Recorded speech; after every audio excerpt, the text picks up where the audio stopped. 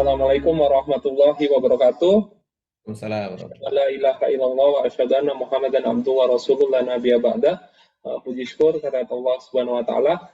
Alhamdulillah hari ini kita bisa berjumpa kembali dalam agenda bincang bersama sahabat Wahyu, dan sholawat serta salam semoga senantiasa tercurah dan terlimpahkan kepada baginda Rasulullah Muhammad SAW, dan mudah-mudahan juga sahabat Wahyu semua dalam kondisi sehat, tidak kekurangan suatu apapun. Insya Allah pada sesi kali ini kita akan mengangkat tema yang sedang ramai sekali, sepertinya mengguncang jagat maya Indonesia khususnya. Jadi tema yang mau kita angkat adalah Zaitun menista Islam, pemerintah di mana? Namun sebelumnya saya akan mengundang narasumber kita yang mungkin insya Allah teman-teman sahabat Wahyu semua, sahabat Wahyu sudah tidak asing lagi. Saya akan panggil beliau. Assalamualaikum warahmatullahi wabarakatuh. Apa kabar Bang Rocky? Assalamualaikum warahmatullahi wabarakatuh. Kabar baik Bung Wahyu. Apa kabar juga? Alhamdulillah. Baik, alhamdulillah juga kabar baik Bang Rocky. Nah, ini kita mau bincang-bincang santai.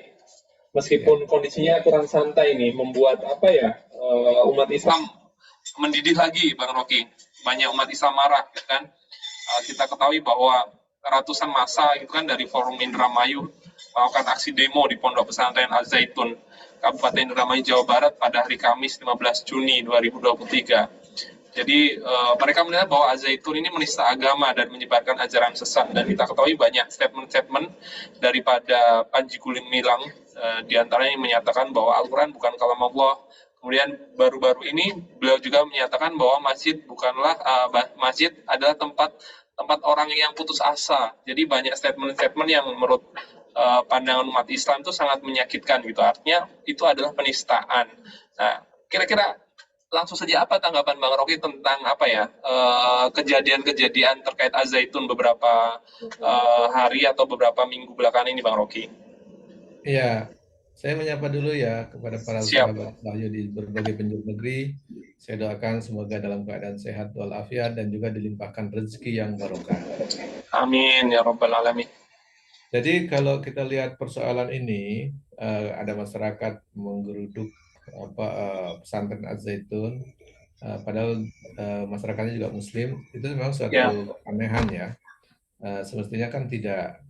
Itu kalau sudah sampai menggeruduk itu berarti ada masalah besar.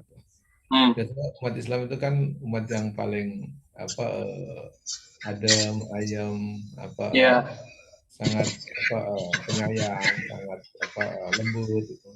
Tapi kalau sudah sampai ke situ berarti sudah terlalu. Dan kita memang melihat dalam catatan itu memang ini yang kesekian kalinya kan kontroversial itu muncul dari Az-Zaitun. Dari dulu lah kalau menurut saya itu sekian lama itu dari dikaitkannya dengan macam-macam ajaran yang memang dikategorikan aneh, dan dengan ajaran Islam dikategorikan ya menyesatkan, atau bahkan kalau dibilang ini bukan hanya sesat, menyesatkan, dan sebenarnya sudah sampai ke taraf menista agama, menista ajaran Islam. Gitu. Jadi wajar kalau masyarakat marah. Justru yang kita pertanyakan, dalam situasi seperti ini kok peran negara tidak muncul gitu. Jadi sementara kan urusan persoalan agama itu kan sebenarnya bukan urusannya pemerintah daerah. Nah, dia kewenangannya kewenangan pemerintah pusat. Berarti yang ngurus itu adalah Menteri Agama, Menteri Dalam Negeri, karena urusan dalam negeri juga ada Menko Polhukam yang koordinasi. Nah, jadi sebenarnya pemerintah pusat harusnya segera cawe-cawe. Nah, ini kalau menurut saya kalau mau cawe-cawe yang seperti ini tepat nih Pak Jokowi ini. Ini cawe-cawe politik, ini yang penting cepat ini, harus cawe-cawe cepat kalau yang seperti ini. Supaya masyarakat di bawah tidak terjadi bentrok gitu. Ini kan tinggal tunggu kemarahan lagi gitu. Jadi sudah bergerak sekian lama, kalau tidak ada respon yang memadai, kita khawatir ya, masyarakat kan ada yang bisa terkontrol, ada yang tidak terkontrol, ada yang emosionalnya tinggi, rendah, sedang. Kalau yang tinggi kan bisa saja membuat sesuatu. Nah, ini harusnya pemerintah peka dan cepat. Nah, jadi kita pertanyakan memang di mana pemerintah dalam kasus itu, kok tidak segera mengambil sikap dan mengambil kebijakan, terutama pemerintah pusat, dan karena memang ini urusan pemerintah pusat, urusan keagamaan itu. Beda kalau urusan yang memang jadi kewenangan pemerintah daerah. Begitu Bang Apakah Ayu. memang jika dibiarkan Bang Rocky, maaf saya potong, jika Ya. dibiarkan memang berbahaya bagi persatuan negeri ini, khususnya kondisi yang berada di Indramayu sendiri Bang Rocky? Iya, kalau kita melihat kan kalau sudah ada indikasi massa bergerak, itu berarti orang yang awalnya perbedaan pendapat, hanya Hmm. berbeda pendapat, dia tidak masalah kan itu. Hmm. Kalau dia sudah mulai bergerak, itu berarti ada sesuatu yang ingin dilakukan. Artinya sudah tidak bisa sampai kepada level ucapan. Kan tahapan Ya. orang respon itu, oh dia membuat pernyataan yang aneh, kita balas dengan respon ucapan juga. Dia Hmm. menulis tulisan yang aneh, dia balas dengan tulisan juga. Nah, ternyata mereka melakukan tindakan yang aneh itu, kemudian masyarakat sudah mulai merespon dengan apa? Dengan pergerakan, dengan aksi. Nah, Ya. ini kan sudah meningkat, bukan ucapan. Kalau cuma sekedar adu argumen dengan ucapan, saya pikir memang masih dalam kapasitas yang dibiarkan sih, tidak apa-apa. Tapi kalau sudah mulai ada pergerakan, ini kan mulai ada tindakan aksi gitu. Udah ada Hmm. fisik yang berjalan, fisik yang bergerak. Nah, itu kan bisa terjadi macam-macam itu. Gitu. Jadi kita harus memberikan gambaran kepada nasihat kepada pemerintah pusat, segera merespon, karena kalau tidak direspon dengan cepat, kita khawatir masyarakat di bawah terjadi gesekan. Hmm. Dan kalau sudah terjadi gesekan antar fisik, itu kan mengancam persatuan kita. Ya. Jadi justru menurut saya yang mengancam persatuan itu justru yang seperti ini harus segera cawe-cawe. Hmm. Jadi kalau istilahmu Pak Presiden tidak akan netral mau cawe-cawe, nah ini kesempatan mau cawe-cawe segera selesaikan. Itu cepat. Jadi masyarakat tidak sampai terjadi pergerakan berikutnya atau tidak terjadi gesekan di tengah-tengah masyarakat. Nah ini kalau sampai terjadi kan tentu mengganggu persatuan kita, mengancam keamanan kita, mengancam kerukunan, mengancam persaudaraan sesama anak bangsa seperti itu. Nah gitu. Hmm. Baik. Bang Roy, kemudian sebenarnya siapa yang mestinya segera bertindak gitu? Apakah memang yang sesuai Bang Rocky sampaikan tadi, presidenkah atau memang misalkan Kemenak gitu? Karena memang banyak pihak yang menunggu apa ya respon dari Kemenak sendiri yang sampai detik ini sebenarnya belum ada statement ataupun tindakan apapun mengenai Al Zaitun. Ya kita tidak tahu ya kenapa Kemenak tidak segera merespon, padahal kan urusan agama ya, Hmm. urusan urusan itu. Kemudian juga kita tidak melihat juga dari Menko Polhukam itu kan ada urusannya, Ya. urusan keamanan sudah ada terberdakan itu harusnya cepat. Tadi kalau level lebih tinggi, mestinya juga Presiden juga segera cawe-cawe dengan urusan seperti Hmm. ini. Nah, daripada urusan cawe-cawe politik kan memang malah dikritik orang. Saya pikir kalau Pak Jokowi cawe-cawe di soal menenangkan masa di sini, saya pikir mendapat apresiasi dari umat Islam dan orang yang baik. Jadi kalau Hmm. menurut saya itu memang ada persoalan serius di tubuh Ya. pemerintah pusat yang membiarkan ataupun lambat merespon terhadap kasus di Al Zaitun. Kan sudah sekian kali. Ya, itu mungkin yang perlu kita berikan dorongan dan nasihat kepada penguasa yang sedang memegang amanah bertanggung jawab terhadap urusan rakyat ini. Baik, ada apa ya, masyarakat menilai bahwa hal ini seperti pembiaran gitu Bang Rocky. Misalkan saya ambil dari satu berita ini dari Majalengka Kompas.tv bahwa Kepala Kantor Staf Kepresidenan Jenderal Purnawirawan Muldoko tanggapi singkat soal Pondok Pesantren Al Zaitun yang kini menjadi sorotan. Hal ini disampaikan Muldoko saat menghadiri Rakernas kelima Pergunu di alun-alun Lewi Munding, Majalengka pada Sabtu 17 Juni 2023. Beliau menyatakan bahwa apalagi yang perlu ditanggapi, biasa saja, ujar Muldoko. Nah, artinya memang beliau menganggap hal ini tidak krusial atau tidak penting, Bang Rocky. Apa tanggapan Bang Rocky terkait pernyataan Ya, ini? ya. Ini sebenarnya cermin dari apa ring satu pembantunya Pak Jokowi. Iya. Sikapnya seperti demikian, berarti memang menganggap bahwa urusan tadi tidak terlalu penting untuk dibahas. Nah, kalau dari Hmm. pandangannya tidak terlalu penting itu untuk dibahas, ya tentu tidak mengambil kebijakan yang serius untuk Ya. ditindaklanjuti. Oleh karenanya memang mungkin informasinya kurang utuh sampai ke sana. sehingga mungkin masyarakat butuh memberikan informasi-informasi baru atau pandangan-pandangan lain sehingga bisa sampai kepada staf kepresidenan maupun presiden sendiri. Hmm. Jadi ya kalau sudah sampai seperti itu berarti memang tidak terlalu menganggap persoalan Al-Zaitun itu tidak sensitif. Jadi Hmm. masyarakat yang sudah bergerak terus terjadi gejolak di tengah-tengah masyarakat itu dianggap belum sampai berita itu ke sana, dianggap masih biasa-biasa saja, masih tenang-tenang saja. Nah ini menurut saya informasi ini mungkin perlu disampaikan lebih luas lagi. Baik, kemudian saya akan membacakan beberapa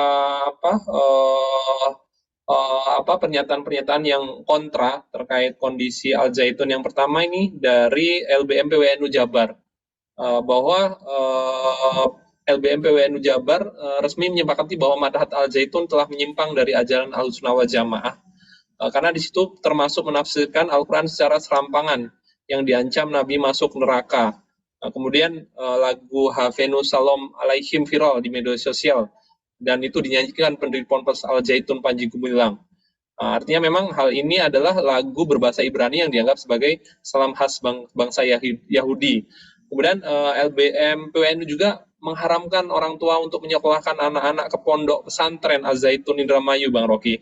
Nah, apa tanggapan Bang Rocky dengan pernyataan LBM PWNU Jabar ini, Bang Rocky? Apakah setuju atau bagaimana? Saya pikir perlu kita apresiasi dalam rangka untuk mengingatkan pemerintah, dalam rangka untuk menjaga umat, dalam rangka juga untuk mengantisipasi supaya tidak terjadi gejolak di tengah-tengah masyarakat, juga untuk mengantisipasi generasi muda ke depan supaya tidak terjadi generasi yang tidak karuan atau menyesatkan nanti. Iya. Termasuk kan tadi sampai menyanyikan lagunya Salam Yahudi dan segala Iya. macamnya. Ya itu tidak layak diajarkan kepada santri-santri menurut saya. Jadi di situ saya pikir dalam konteksnya setuju lah dengan LBPNU Jabar ya pada posisi. Saya pikir Baik. itu upaya yang cukup baik yang bisa dilakukan sampai di situ untuk ikut memperhatikan lah dan menjaga nasib rakyat negeri ini, nasib umat negeri ini, nasib anak-anak yang ke depan seperti apa, sehingga tadi sampai dilakukan untuk disekolahkan di sana kan.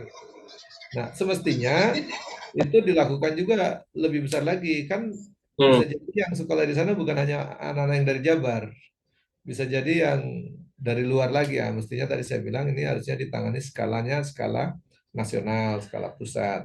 Jadi mestinya pemerintah pusat, seperti Kementerian Agama maupun Polhukam maupun ya Presiden kalau mau cawe-cawe disitulah untuk segera mengantisipasi dan menjaga generasi kita supaya yang Muslim tetap dengan Muslimnya yang lurus, yang bukan Muslim ya juga dengan ketidakmuslimannya juga tapi lurus, tidak bercampur-campur macam-macam. Nah saya pikir disitulah supaya kita punya identitas bangsa yang jelas, identitas yang jelas dan tegas. Kalau memang dia Muslim, Muslim. Kalau dia memang bukan Muslim, bukan Muslim. Kalau dia mau punya pandangan yang lain, ya itu dipisahkan. Saya pikir jadi tidak campur baur dengan ajaran-ajaran yang tidak jelas itu, yang bisa sesat dan menyesatkan. Gitu. Baik. Selain dari NU, Bang Rocky, ini saya akan bacakan bahwa ada pernyataan sikap pernyataan sikap bersama di antaranya FPI, GNPFU, dan PA212 tentang ajaran menyimpang Ponpes Al Zaitun ini, Bang Rocky. Jadi menyikapi permasalahan ajaran menyimpang yang disebarkan oleh Abdus Salam Panji Gumilang selaku pimpinan Ponpes Al Zaitun, yang antara lain mencampurkan laki-laki dan perempuan, mengajarkan cara azan yang tidak sesuai dengan petunjuk Nabi, mengajarkan nyanyian salam Yahudi, mengajarkan khotib oleh perempuan, menyandarkan pendapat-pendapat menyimpangnya kepada mazhab Soekarno, kemudian menuduh fikih yang muktabar dengan tuduhan menyudutkan beragama, sampai mengatakan bahwa Al-Quran yang diturunkan kepada Nabi Muhammad sebagai kalam Nabi, Sallallahu Alaihi Wasallam, sampai kurang lebih ada 12. Jadi artinya fatwa dari pernyataan sikap dari ketiga gerakan Islam ini menginginkan yang pertama menolak keras ajaran menyimpang serta sesat menyesatkan yang diajarkan Abdus Salam Panji Gumilang, menuntut Majelis MUI Indonesia segera mengeluarkan fatwa kesesatan Abdus Salam Panji Gumilang, dan menuntut aparat hukum untuk melakukan proses hukum kepada Abdus Salam Panji Gumilang, mendesak Kemenak untuk segera menutup Ponpes Al-Zaitun, menyerukan kepada para wali santri untuk menarik anaknya dari Ponpes Al-Zaitun, dan menyerukan kepada umat Islam untuk terus melawan paham sesat menyesatkan yang merusak akidah umat Islam. Itu pernyataan bersama, pernyataan sikap bersama antara FPI, GNPFU, dan PA212, Bang Rocky. Apa tanggapan Bang Rocky dengan pernyataan sikap ini, Bang Rocky? Ya, saya pikir ini hampir sama dengan ini ya, hampir senada semangatnya dengan pandangan dari MUI Jabar tadi ya. Biasanya dari LPPNU Jabar tadi hampir sama juga dengan yang disampaikan oleh pernyataan bersama tadi.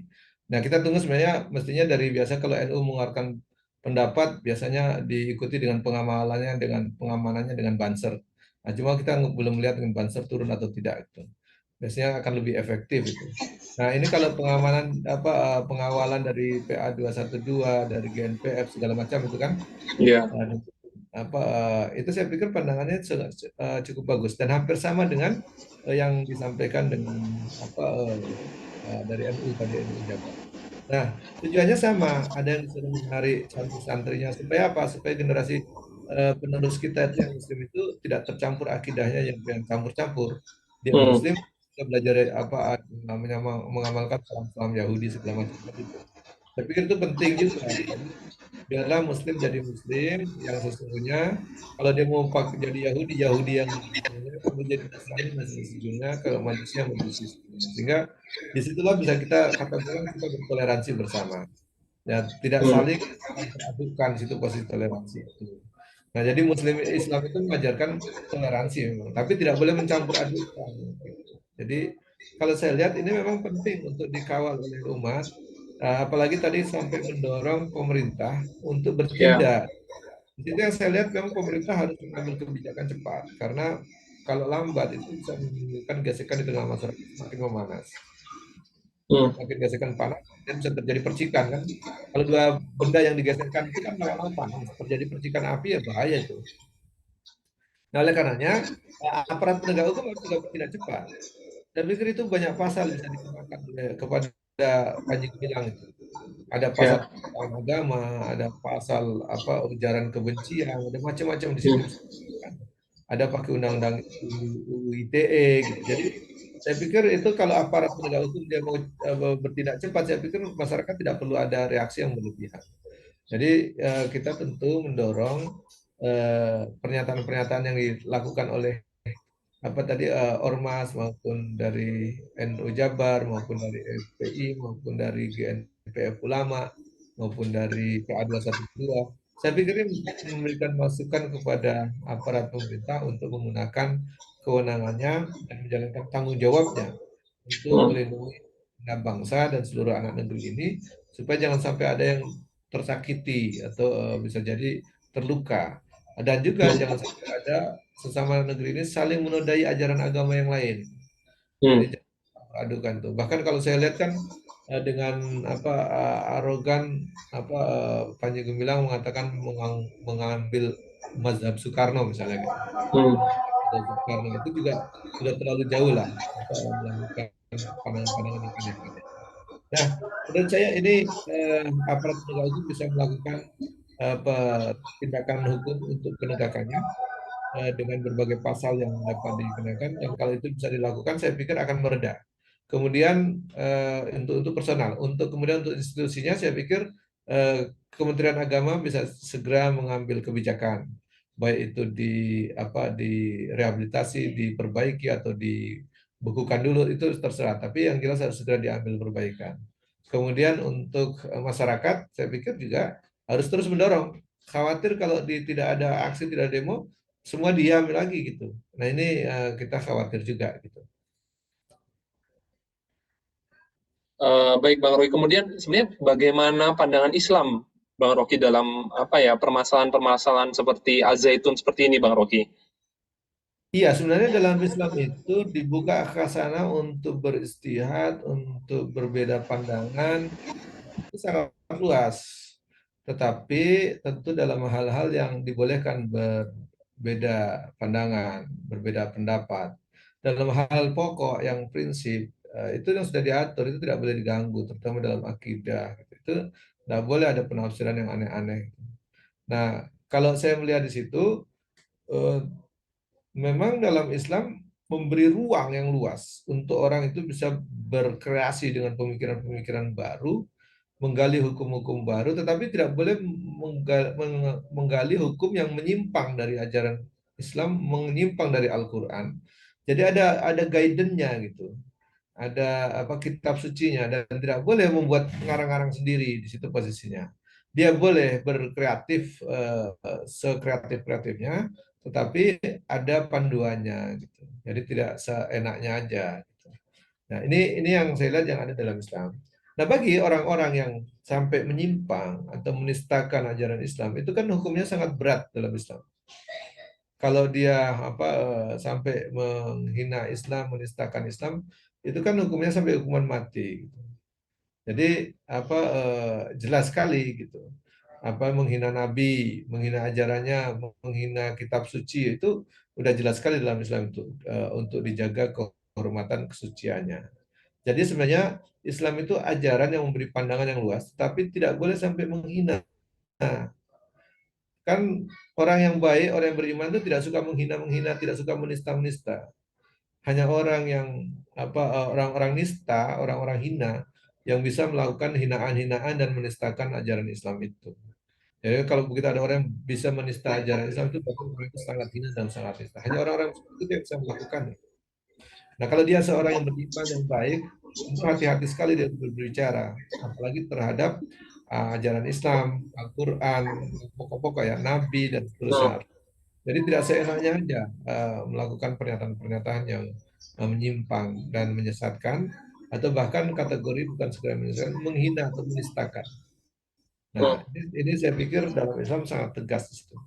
Nah, diberi ruang, tetapi tidak boleh melakukan penistaan atau penghinaan. Nah, itu bedanya itu. Nah, saya pikir kalau orang bisa mematuhi ini, kehidupan itu akan tentram, damai, aman, sejahtera. Itu saya pikir kalau menggunakan Islam, pandangan-pandangan itu bisa diberi ruang. Begitu, Bung Wahyu.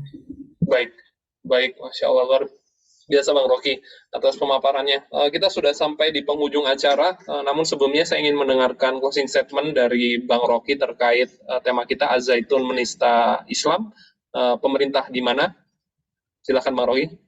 Ya, pemerintah harus segera hadir. Itu yang paling penting. Pemerintah atas nama negara yang punya kewenangan harus segera hadir menyelesaikan masalah ini. Pemerintahan mana yang harus menyelesaikan adalah pemerintah pusat. Bisa jadi mendelegasikan kewenangan itu kepada pejabat di daerahnya, bisa juga gubernur atau siapa. Tapi ini adalah kewenangan pemerintah pusat. Jadi ada urusan yang tidak diserahkan ke daerah, salah satunya urusan agama. Ada urusan kehakiman, urusan luar negeri, urusan moneter, urusan keamanan, dan urusan keagamaan itu kan tidak diserahkan ke pusat. Yang lain bisa diserahkan secara otonomi ke daerah. Oleh karena ini urusan keagamaan, maka kewajiban pemerintah pusat segera melakukan eh, respon yang positif, yang cepat, dan mengantisipasi hal-hal yang tidak kita inginkan terjadi di tengah-tengah masyarakat di level bawah.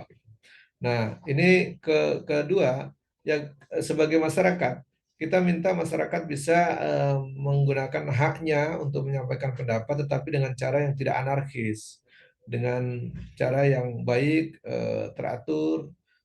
Tentu tidak boleh diam, karena memang kalau diam itu atas suatu kemaksiatan itu kategori termasuk maksiat. Termasuk diamnya atas suatu kebenaran itu kategori syaitanul akhros. Jadi seperti setan yang bisu kalau kita mendiamkan sesuatu itu yang salah dan harus kita ucap kebaikannya. Nah, ini kalau menurut saya ini harus dilakukan oleh masyarakat seperti itu. Oleh pemerintah segera merespon. Bagaimana dengan aparat penegak hukum? Aparat penegak hukum harus segera bekerja menegakkan hukum. Jadi jangan menegakkan hukum berat sebelah, tidak adil, atau kategori tidak adil ya berarti zalim gitu posisinya. Jadi jangan zalim. Jadi kalau umat Islam yang melakukan penistaan, ormas-ormas Islam, tokoh-tokoh Islam biasanya cepat ditindak. Nah ini harusnya juga kalau kita lihat di Ponpes Al-Zaitun ini, sudah ada orang yang melakukan berbagai penistaan agama di situ, dan banyak pasal yang bisa digunakan di situ, baik pasal penistaan agama, baik pasal ujaran kebencian, undang-undang ITE dan seterusnya, itu bisa digunakan di situ. Segeralah diproses hukum dan ditindak. Saya pikir dengan adanya tindakan proses hukum, masyarakat juga akan melihat ada political will ataupun kebijakan yang baik dari pemerintah pusat untuk segera menyelesaikan. Dan masyarakat saya berharap betul jangan sampai terpancing. Kemudian para ilmuwan harus juga menilai atau segera mengantisipasi bahwa jangan-jangan ini juga sebagai bagian politik pengalihan isu. Al-Zaitun dimunculkan, perkara-perkara besar yang lain lewat, tidak muncul ke permukaan. Saya pikir perkara korupsi, perkara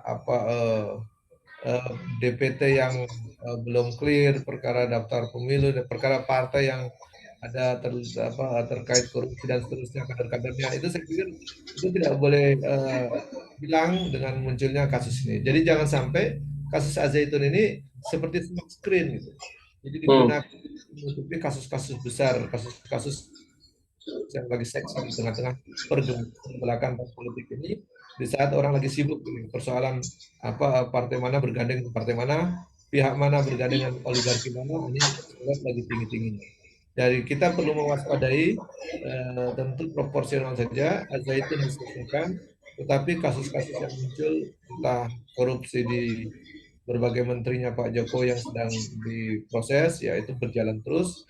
Jangan sampai ini jadi smoke screen untuk menutupi kasus-kasus yang lain, termasuk mungkin kebijakan lain terkait kebijakan ibu kota, kebijakan penjualan pasir laut, kebijakan undang-undang kesehatan, saya pikir itu.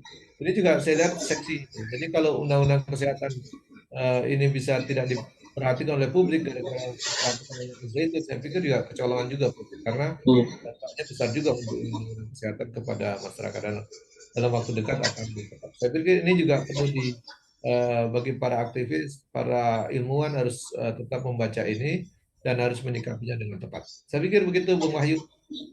Baik, terima kasih banyak Jazakallah khair Bang Rocky atas pemaparannya, dan kepada sahabat Wahyu juga saya ucapkan terima kasih banyak atas waktunya, atas kehadirannya dalam acara Bincang Bersama Sahabat Wahyu.